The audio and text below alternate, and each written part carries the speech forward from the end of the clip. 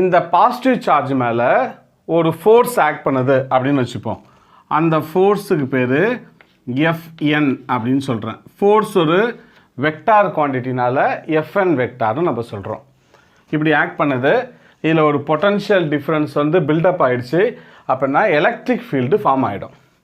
So electric field due to electric ஃபீல்டால் ஒரு force negative terminal நோக்கி ஆக்ட் பண்ணோம். அதாவது பாசிட்டிவ்லேருந்து நெகட்டிவ் நோக்கி. அதை வந்து நம்ம Fe ஃபோர்ஸ் ஒரு வெக்டார் குவான்டிட்டினால Fe வெக்டார் அப்படின்னு நம்ம சொல்லிட்டோம். ஸோ என்னன்னா என்ன மீனிங்கு? ஒரு ஃபோர்ஸு இந்த பாசிட்டிவ் சார்ஜ் மேலே ஆக்ட் பண்ணுறது. Feனா என்னது? ஒரு ஃபோர்ஸு பாசிட்டிவ் டெர்மினல்லேருந்து நெகட்டிவ் டெர்மினல் போகுது. ஆக்சுவலாக இது வந்து டிபெண்டிங் ஆன் ஒரு எலக்ட்ரிக் ஃபீல்டை பற்றி சொல்கிறதா இந்த ஃபோர்ஸு. இப்போ நமக்கு ஒரு ஃபார்முலா தெரியுமே. What is Fe? Force due to electric field Fe which is equal to வெக்டாரில் சொல்லலாமா? Fe vector equal to charge into electric field. இதை ஒரு